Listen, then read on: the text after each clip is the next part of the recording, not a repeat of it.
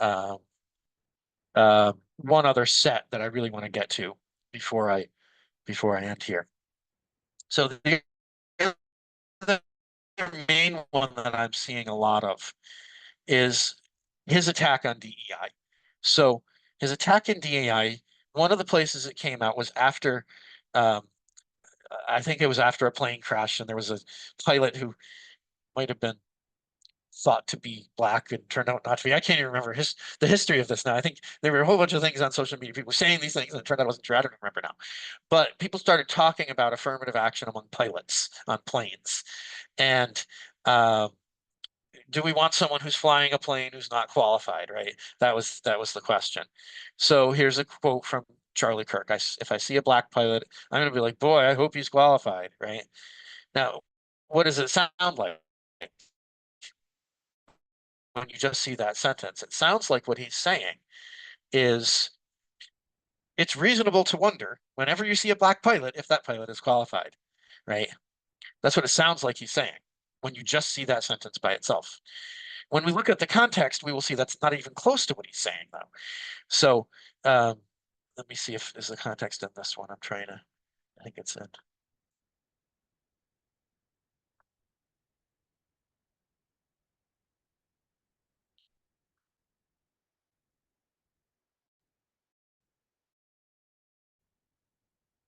Maybe I did get this one in the stuff I already opened up. Let me see.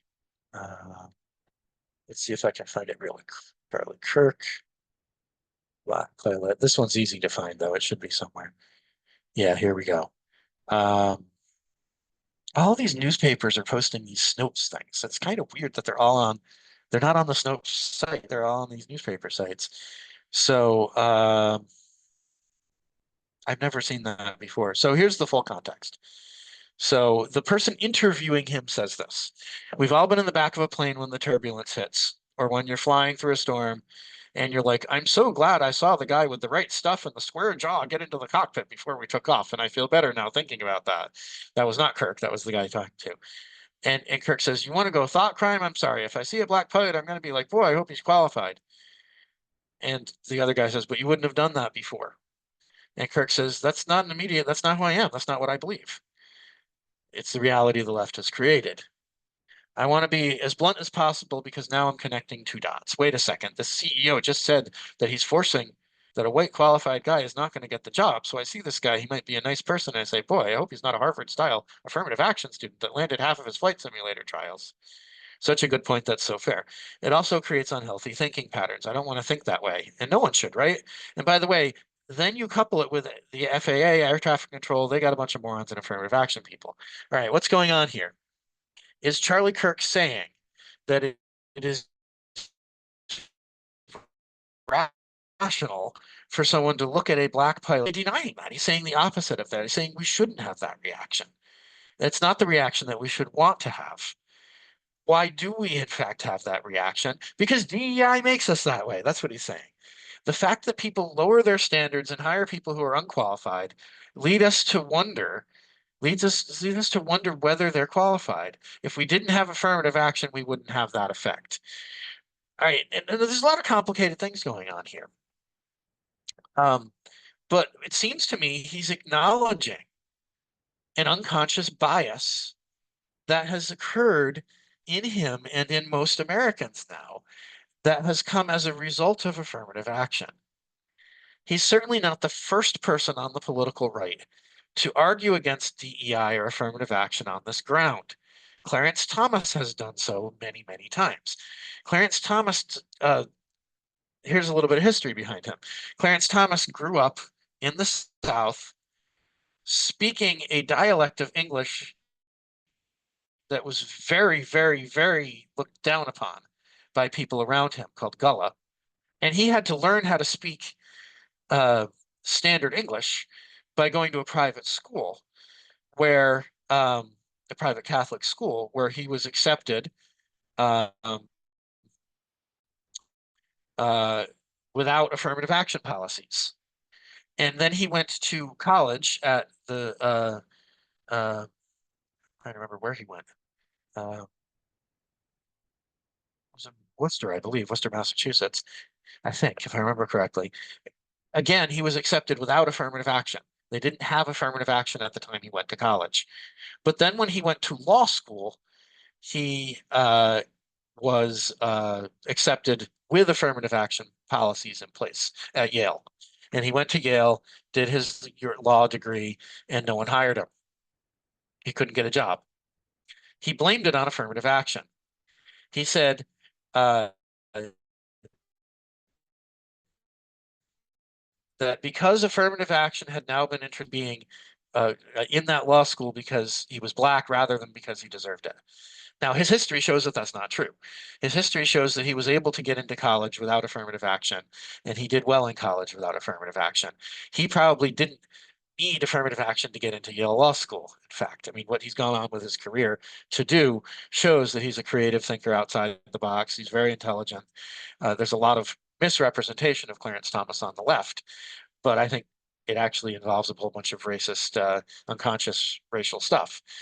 And thinking that he was Scalia's lapdog, that he just voted with Scalia and so on, which was the opposite was true. Scalia got more conservative after Thomas joined the court because Thomas won him over. Thomas was the creative and original thinker between the two of them. Scalia was a smart guy, but he wasn't the creative and original thinker that Thomas was. Thomas pulled Scalia more to the right than he actually was originally. So definitely the most innovative thinker on the Supreme Court. I don't think there's even any competition.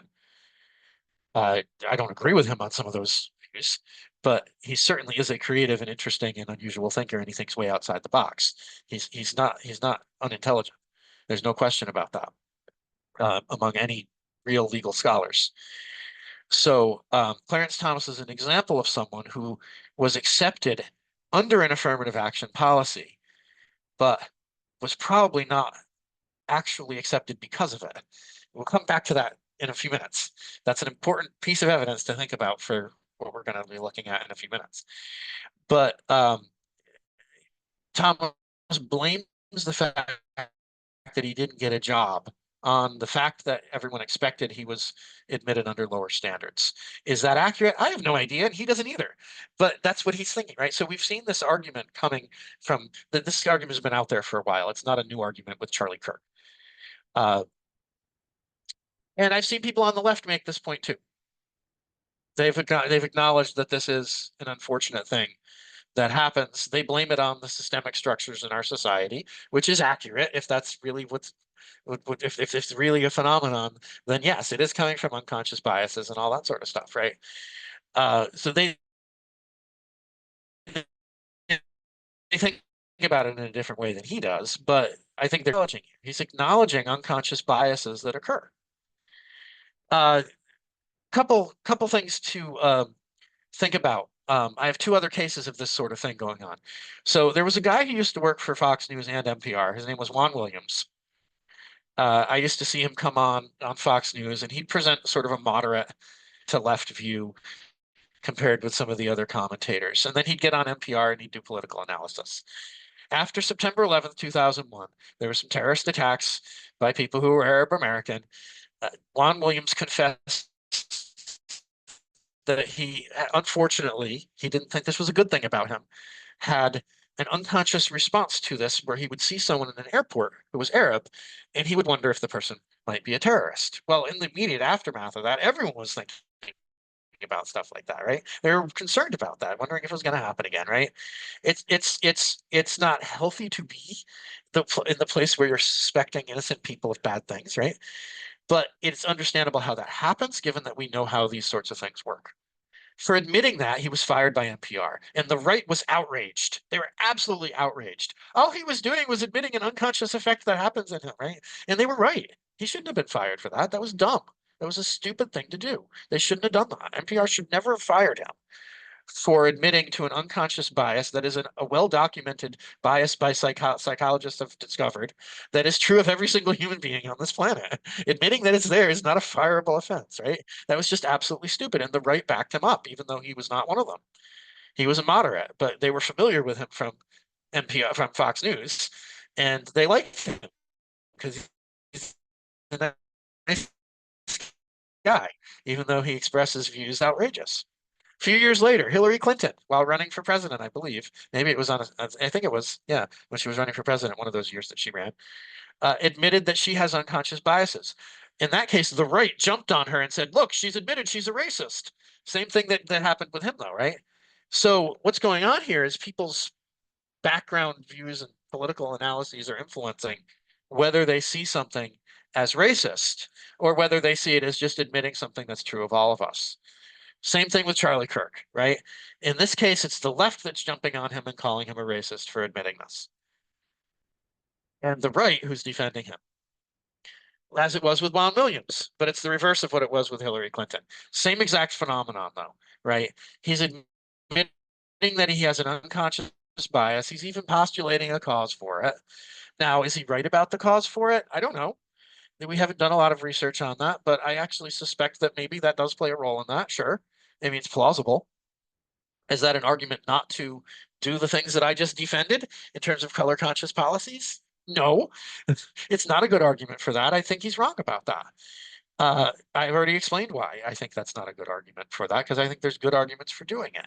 Should we recognize, though, that there are positive and negatives of anything we're going to do? Sure, there's trade-offs. There's positives and negatives with most policies, and we have to kind of sort out which ones are the better things and which ones are the worst things, and so on. There's good and bad consequences, and if we only care about consequences, that's all we'll do.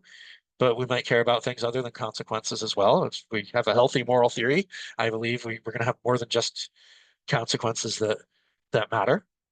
But one way or the other, what is Charlie Kirk admitting to here? He's admitting something that both the political left and the right at different times have admitted is a normal human phenomenon. And then he's lamenting it. He's saying, that's not how I would want to be. That's not what I believe. I don't want that immediate response. I don't want that to be true of myself, which is the right response to what he's doing, right? That part of what he's saying here, I think, is we should affirm what he's saying here rather than calling him a racist, right? Um, Nevertheless, I disagree with what he's using that for as an argument against race consciousness. Now, as I said, there are arguments against affirmative action that have to do with whether it actually helps the people it's supposed to help. Putting that aside, that's not what Kirk is getting at here. He's getting at this other kind of stuff. Um, and there's also, yeah, the degree of, if you want to see it as lowering standards, right? The degree to which you're doing that, I think, is a factor. You should be taking that into account as well. There might be something that on in one description that can be doing this, but also the same description, it would be further apart, right? And that might be a moral difference. How far you're lowering your standards, so to speak, might be a, a factor, and or even morally important, right? Or whether it's wrong. So again, this is something that's not an absolute. It's something that's going to vary from case to case, as with a lot of morality. Most morality is like that. Most moral, difficult moral cases, you have multiple principles going on, and you have to sort of think through which ones are most important in that particular case. So, all right. So let's go back to the one last thing here. Um, uh, I don't want to. Probably blacks I want to save, but Michelle Obama and Sheila Jackson Lee and Ketanji Brown Jackson were affirmative action picks. We would have been called racists. Now they're coming out and saying it for us. You do not have the brain processing power to otherwise be taken really seriously. You had to go steal a white person's slot to go be taken somewhat seriously. Okay, so one thing is I have seen that not be passed around. What I've seen passed around is that he thinks black women are do not have brain processing power or whatever, which he didn't say. He did not say that, and it is false witness to say that he said that. I am going to be very firm about that. It is lying about him to say that he said that black women are unintelligent. He said no such thing. That's not what he said. What he said is that if you said that these people were affirmative action picks, we would have been called racists. Is he right about that? Yes, he was right about that, right? If you listed a bunch of black women and said they were all affirmative action picks, would you have been called racist? Yes. I think he's accurate about that. So that part of what he's saying here is correct.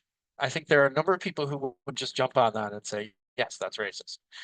Assuming these people were affirmative action picks rather than that they earned their place or whatever, is a racist statement. I think it's just a fact. That's how people would have responded to that. Sure. Now they're coming out and saying it for us. Okay, who's saying it? Well, if you look at the full context of this one, uh,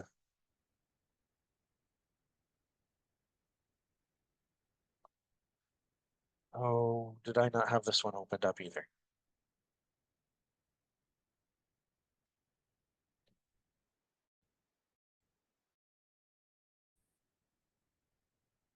I did. I thought I had all these opened. All right, so let's go to the Michelle Obama, Black women, Charlie Kirk. That should get us some stuff. Uh,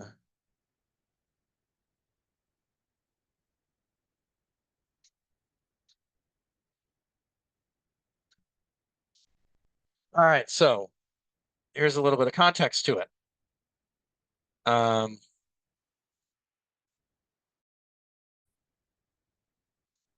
nope, that's not the one.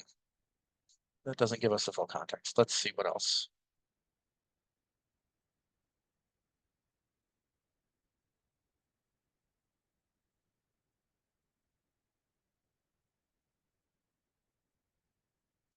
Nope, that's a critic of him. I was thinking that was someone who's going to give the greater context. So here's the fact check from Snopes. Did Charlie Kirk say black women do not have brain processing power? Seriously, a social media post claim? No, that's not a slammed by name for prominent liberal black women.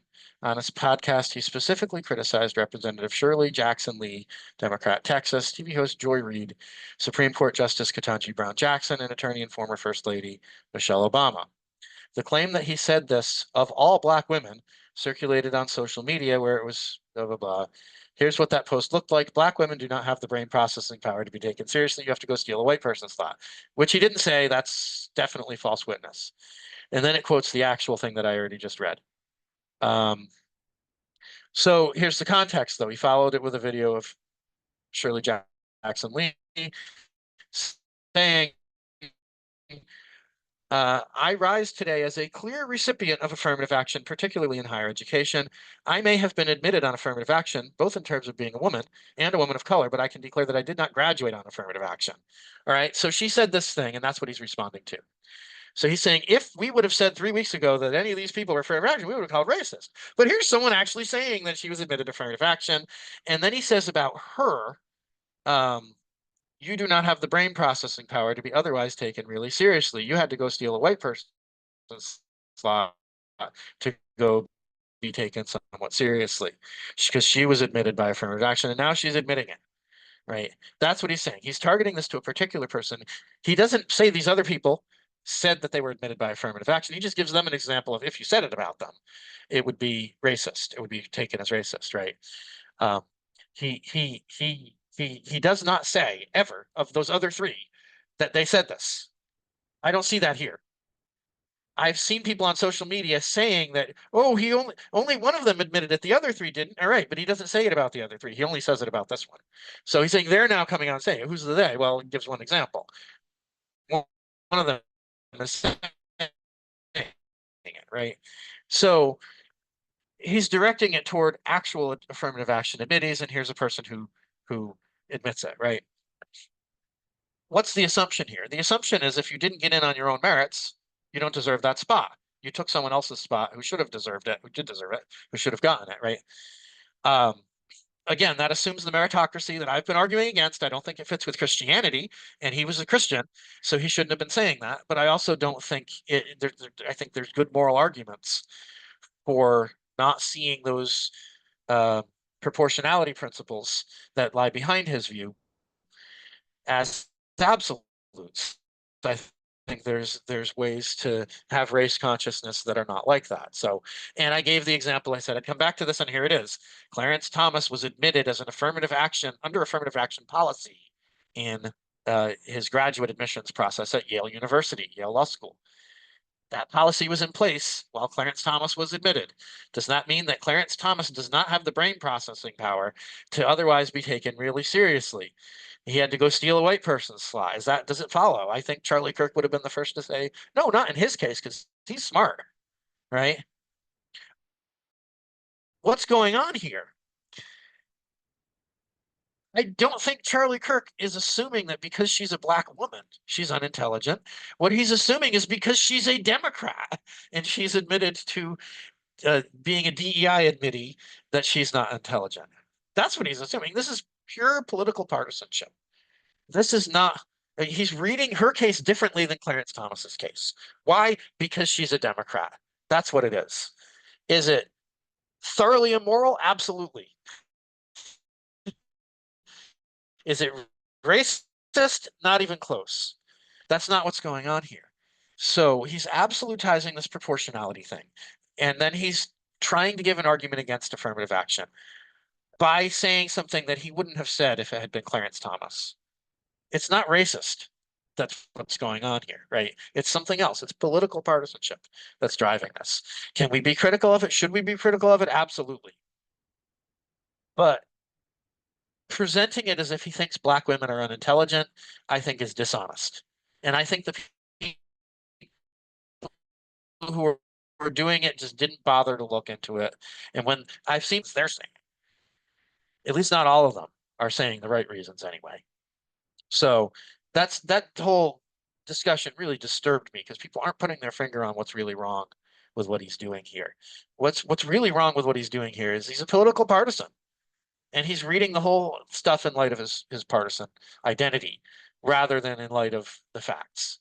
So, again, this is his poor communication style. People like to talk about how he was a great communicator and he was nice and friendly in conversations. That's true. But it's just not accurate about a lot of his stuff. He's uncareful. He says all sorts of things that are easily misinterpreted, and it's his fault because he's not careful. And he should be more careful if you're going to be that high profile an arguer, and you want to try to win a following of people who actually already disagree with you. His rhetoric is really useful in getting people who already agree with him on board and getting them energized. But that's what partisans do. That is exactly what partisans do. It's not what philosophers do who want to win people over to a view that they don't already hold. How would you make the argument he's making if you were going to be a philosopher? You would say, well, Ketanji Brown Jackson obviously has demonstrated through her career that she's intelligent. Michelle Obama has demonstrated intelligence throughout her career, and so on. But when someone who is admitted with lower standards goes on and just doesn't succeed at life, that's an example of how affirmative action has failed that person. Right? That would be how you make that argument in a way that is not making the mistakes that he's making. He's definitely making mistakes here. He's not doing this well. And I think his defenders are not recognizing that. At the same time, his critics are not recognizing that this is not coming out of uh, a principle that black women are unintelligent. It's just not. That's inaccurate to what it's. There's no evidence in what he said that that's what's driving this. What's driving this is political partisanship and an absolutizing of the principle of proportionality. That's what's driving this.